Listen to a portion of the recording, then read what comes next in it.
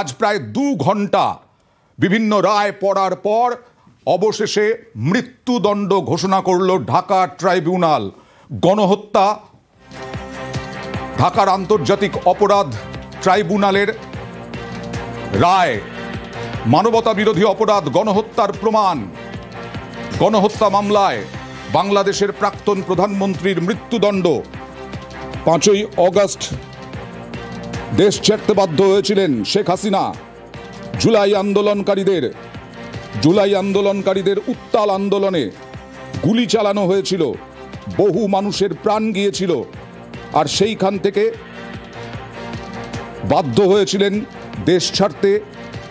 জুলাই গণ অভ্যুত্থানের সময় সংঘটিত মানবতা বিরোধী অপরাধে শেখ হাসিনার বিরুদ্ধে করা মামলা রায় আন্তর্জাতিক অপরাধ ট্রাইব্যুনালে, ঢাকার আন্তর্জাতিক অপরাধ ট্রাইব্যুনাল। 2টি অভিযোগে তাকে মৃত্যুদণ্ড দেওয়া হয়েছে। Justice must not fail. In view of all the facts and circumstances and findings, it is hereby ordered that accused Sheikh Hasina be found guilty on 3 counts under charge 1. Count number 1, incitement. Count number 2, order to kill. Count number 3, inaction to prevent the atrocities and failing to take punitive actions against the perpetrators. And thus we do incline to award a single sentence, that is the sentence of imprisonment till natural death for under charge 1. Under charge 2, accused Sheikh Hasina is liable for 1 count, that is passing the order for deploying drones, helicopters and using lethal weapons to kill the protesters. She committed crime against humanity, causing the killings at Asholi of death. কোর্টে হাততালি আইনজীবীদের। আর যারা এই জুলাইয়ে আন্দোলনে মারা গিয়েছিলেন, মৃত্যুদণ্ড ঘোষণার পর তাদের পরিবারের সদস্যরা কান্নায় ভেঙে পড়েন। তারা চাইছিলেন হাসিনার চরম শাস্তি। কথা বলবো এই মুহূর্তে আমার সঙ্গে ফোনে রয়েছেন আন্তর্জাতিক সম্পর্ক বিশেষজ্ঞ সম্পূর্ণা গোস্বামী। সম্পূর্ণা, প্রথমে জানতে চাইব একদম পরিষ্কারভাবে এই রায়কে, ঢাকা ট্রাইব্যুনাল কোর্টের এই মৃত্যুদণ্ড ঘোষণাকে আপনি কিভাবে দেখছেন?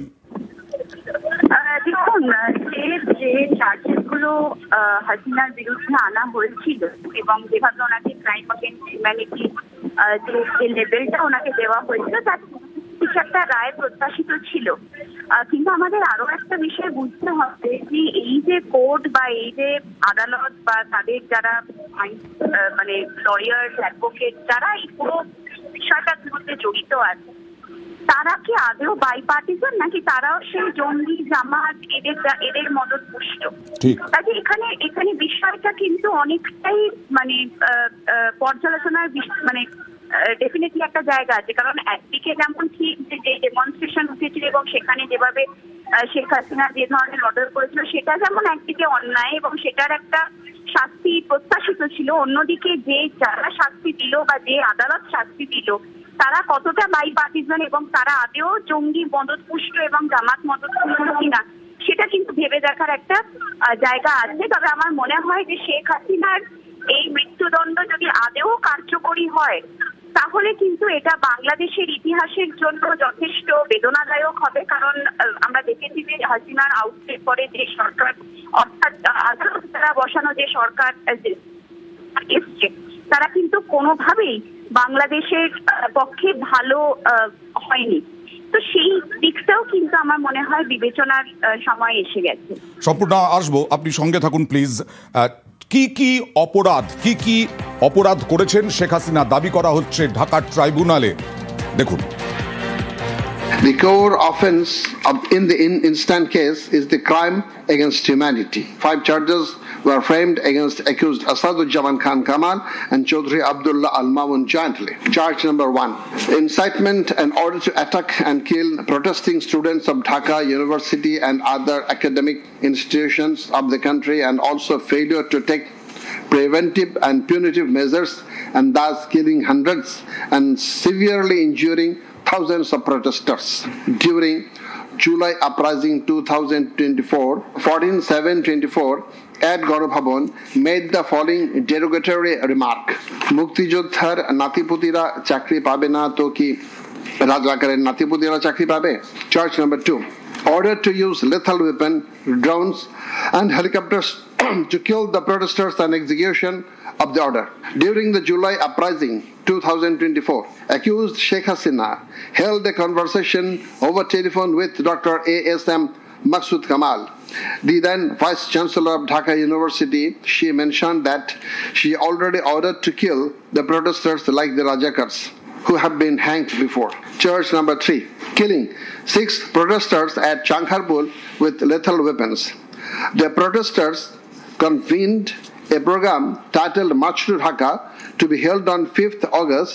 The aforesaid killings took place pursuant to the order of Prime Minister Sheikh Hasina within her full knowledge, and by such killings they committed crimes against humanity as joint criminal enterprise.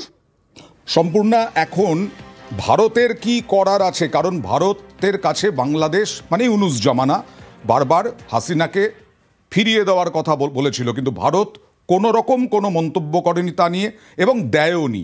এই মুহূর্তে ভারতের কি করার রয়েছে?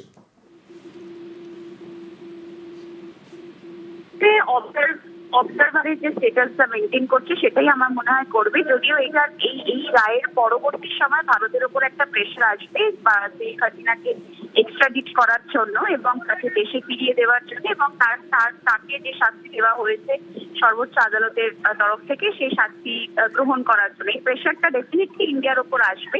কিন্তু India আদেও সে এক্সট্রাডিট করবে কি করবে না এইটা কিন্তু কিছুটা হলেও ইন্ডিয়ার ডিসিশনের ওপর ডিপেন্ড করবে এবং এই এক্সট্রাডিশন না করার ফলে বা করার ফলে কিন্তু দুটো দেশের যে বাইল্যাটারাল রিলেশন আছে সেটার ওপরও কিন্তু যথেষ্ট পরিমাণে একটা প্রভাব পড়বে। আজকে আমরা শুধু ভারতের সঙ্গে সম্পর্ক নয়, বাংলাদেশ সম্পর্ক, সাংস্কৃতিক সম্পর্কের আদান প্রদান বহু আমরা দেখেছি। সেই সাংস্কৃতিক সম্পর্কের আদান প্রদান তো একেবারে শেষ হয়ে গেছে গত 1 বছর ধরে। অনেকেই আবার কলকাতা দখল, আগরতলা দখল, পরমাণু বোমা ফাটানোর হুমকি হুঁশিয়ারি সাধারণ মানুষের বা এই জামাতের লোকেরা দিয়েছিল, আমরা দেখেছি বিএনপির লোকেরা বা আন্দোলনকারীদের মধ্যে থেকে। এই সম্পর্কটা আরও বিষিয়ে দেওয়ার চেষ্টা, একেবারে ভারতের সঙ্গে বাংলার সঙ্গে কোনো রকম সম্পর্ক না রাখার, মুছে দেওয়ার, ইতিহাস মুছে দেওয়ার চেষ্টা। হ্যাঁ দেখুন, ডেফিনেটলি ইতিহাস মুছে দেওয়ার চেষ্টা, কারণ এই যে জুলাইয়ের যে আপরাইজিংটা নিয়ে এত যে কথা হচ্ছে এবং সেটার ফলপ্রসূ হিসাবে আজকে যে এই আদালতের রায়, আমরা যদি দেখি যে ডেফিনেটলি দেখুন শেখ হাসিনাকে ডেথ সেন্টেন্স দেওয়া হয়েছে ঠিক, কিন্তু যে স্টুডেন্ট প্রোটেস্টটা যেভাবে ট্রান্সফর্ম হয়ে একটা উগ্র যে প্রোটেস্টে আমরা দেখেছি ট্রান্সফর্মড হয়েছিল এবং তার যে চিত্র উঠে এসেছিল, সেটার শাস্তির কি হলো, সেটার কি রায় বেরোলো, সেটার কি কোনো রায় বেরোলো বা সেটার কি কোনো জাস্টিস হয়েছে? সেটার কিন্তু জাস্টিস হয়নি।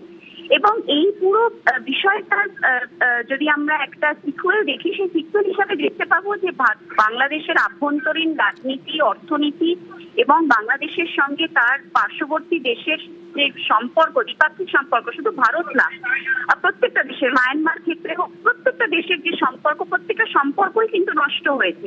বিশেষ করে ভারতের সাথে সম্পর্ক নষ্ট হয়েছে, কালচারাল, ট্রেড, ইকোনমিক, শুধু পাকিস্তানের সঙ্গে সম্পর্ক প্রগাঢ় হয়েছে। হ্যাঁ, যে প্রোটেস্টটা হয়েছিল এবং যে প্রোটেস্টটা যাদের দ্বারা ইনফ্লুয়েন্স হয়েছিল সেটা বেসিকলি বা বলা যেতে পারে ইনডাইরেক্টলি পাকিস্তানের মদত পুষ্ট। কাজে এই বিষয়টার মধ্যে কোথাও কি একটা আন্ডারস্ট্যান্ডিং মারাত্মক বড় রাজনীতি, বিশেষ করে এটা ভারত বিদ্বেষী রাজনীতি রয়েছে। তো আমার মনে হয় যে এই আজকের রায়ের পরে যদি বাংলাদেশের যে প্রাক্তন প্রধানমন্ত্রী শেখ হাসিনাকে যদি দিয়ে দেওয়াও হয় বা যদি স্থিতি না দেওয়াও হয়, দুটো ক্ষেত্রে কিন্তু ভারত বাংলাদেশ সম্পর্কটা আরো ভয়ঙ্কর দিকে যাবে বলেই আমার ধারণা। বেশ, ধন্যবাদ। অর্থাৎ ভারতকে অনেক বেশি, আমাদেরকে অনেক বেশি সতর্ক থাকতে হবে। গত 1 বছর ধরে পাকিস্তানের সেনা আধিকারিক, আইএসআইয়ের আধিকারিক, তাদের আনাগোনা প্রচণ্ড পরিমাণে বেড়েছে। বাংলাদেশে তাদের সঙ্গে সখ্যতা বেড়েছে, যেন মনে হচ্ছে পাকিস্তানের হাতেই বাংলাদেশ নিজের দেশটাকে তুলে দেবে। এই রকমভাবে এগিয়েছে বাংলাদেশের অন্তর্বর্তী সরকার এবং এই প্রধান উপদেষ্টা ইউনুস জামানা, এবং সেইখানেই ভারতের চাপ অনেক বেশি ভারতের কাছে। যেভাবে পাকিস্তান বারবার জঙ্গি হামলা ঘটাচ্ছে, আমাদের প্রাণ নিচ্ছে আমাদের দেশের মানুষের, সেখানে বাংলাদেশ এবং পাকিস্তানের এই ভয়ঙ্কর রকমের সখ্যতা সেটা আরও আশঙ্কা তৈরি করে। আর আসাদুজ্জামান প্রাক্তন স্বরাষ্ট্রমন্ত্রী, তাকেও মৃত্যুদণ্ড দেওয়া হয়েছে। তিনি যদিও বলছেন বাংলাদেশের মানুষ এই রায় মেনে নেবে না, তারা এই রায় মানেন না। দেশের একটা গণতান্ত্রিক সরকার বিনষ্ট করার জন্য, মুক্তিযুদ্ধের চেতনার যে আমরা দেশ স্বাধীন করছি, একটা অসাম্প্রদায়িক চেতনার বাংলাদেশ, সেটাকে কবর দেওয়ার জন্যই এই ঘটনাগুলি একের পর এক ঘটছে। আমরা এই কোর্টকে যেহেতু মানি না, এই রায়কেও মানি না, জনগণ এই রায় মেনে নেবে না। এই রায় বা এত বড় দুঃসাহস যারা দেখিয়েছেন, তারা নিশ্চয়ই ধীরে ধীরে সেটা টের পাবেন।